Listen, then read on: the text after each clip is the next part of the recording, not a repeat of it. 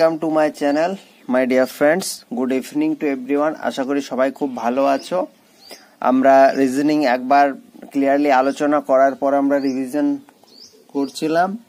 তো ডিরেকশন এবং ডিস্টেন্স থেকে আমার মনে আছে আমরা প্রায় 2 থেকে 3টে সেশন প্র্যাকটিস করেছি, বাট এই চ্যাপ্টারেরই যে শেডো দিয়ে কিছু কনসেপ্ট হয়, শেডো দিয়ে কিছু প্রশ্নপত্র আসে, তো সেটা আমরা আলোচনা করিনি। তো ভাবলাম আজকে শেডো দিয়ে আমরা প্রশ্নগুলো আলোচনা করে নিই।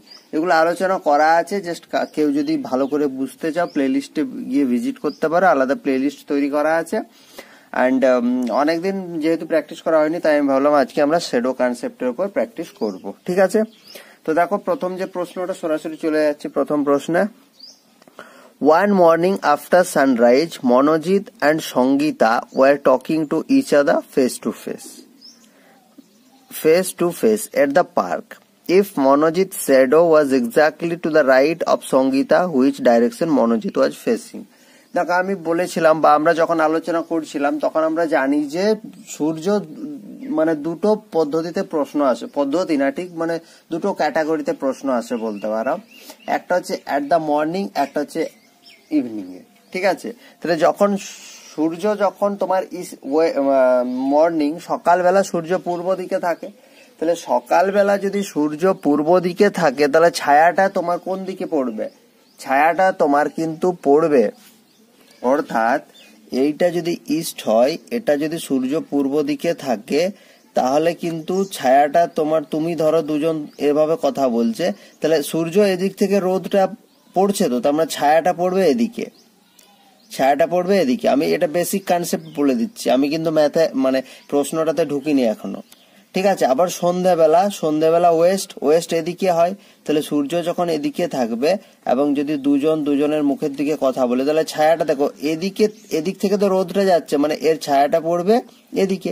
ছায়া কখন তৈরি হয়? যখন রোদটা আসছে, কোনো কিছু একটা মানে জিনিস পায়, তারই তো ছায়া পড়ে, নাহলে তো ছায়ার এখানে কোনো দরকার ছিল না।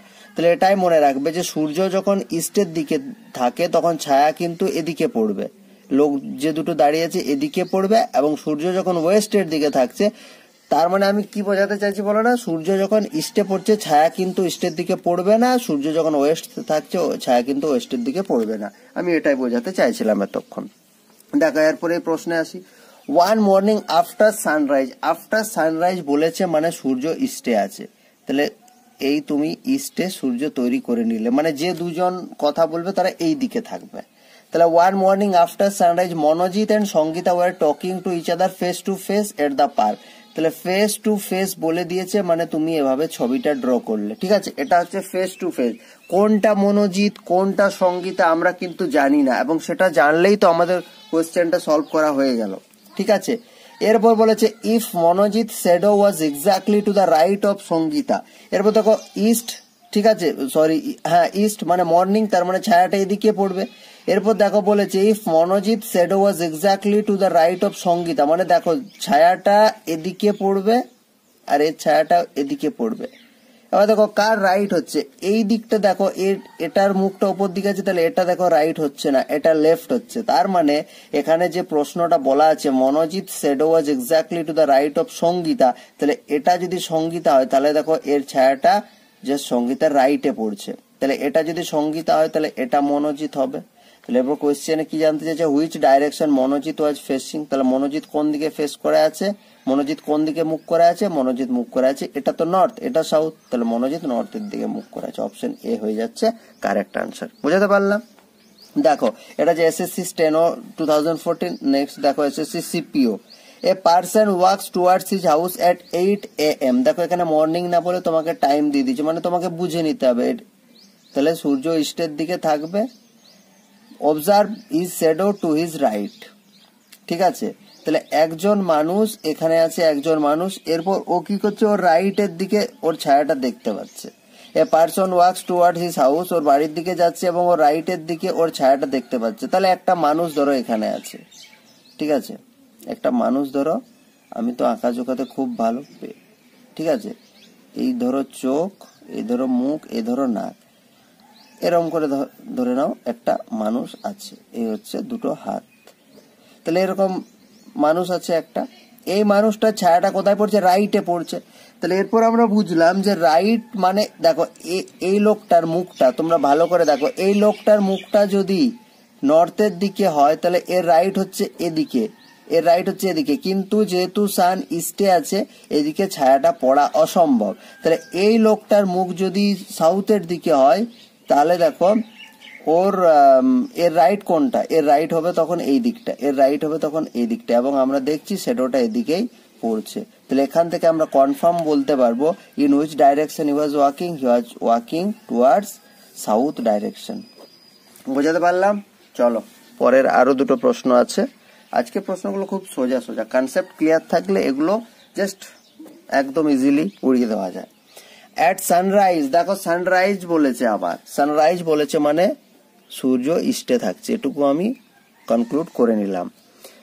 Rohit and Mohit are having a conversation standing in front of each other, in front of each other বলেছে মানে তুমি জাস্ট এই ছবিটা তৈরি করো। ওকে, কোনটা রোহিত কোনটা মোহিত আমরা জানি না।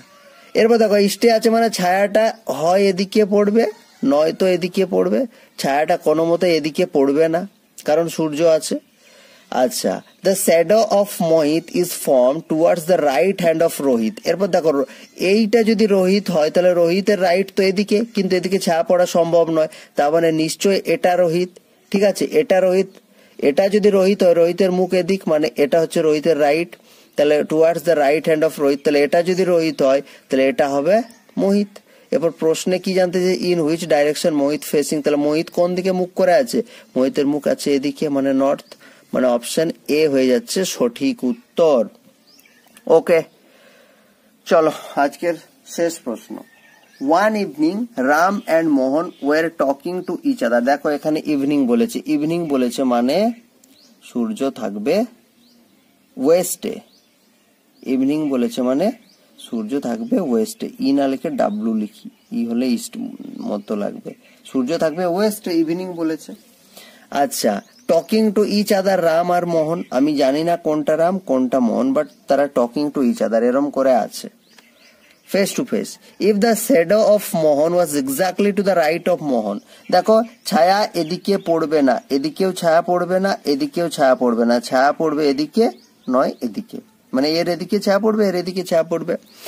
মোহন was exactly to the right of, না এখানে ভুল লিখেছি, ঠিক আছে, if the shadow of Mohan was exactly to the right of Mohan. আচ্ছা, তাহলে মোহনের ছায়ায় মোহনের রাইট, তাহলে এটাই মোহন, কারণ দেখো এর রাইট এটা হচ্ছে, তাহলে রাম কোন দিকে মুখ করে আছে, তাহলে এ যদি মোহনের দিকে মুখ করে আছে তাহলে রাম সাউথের দিকে মুখ করে আছে।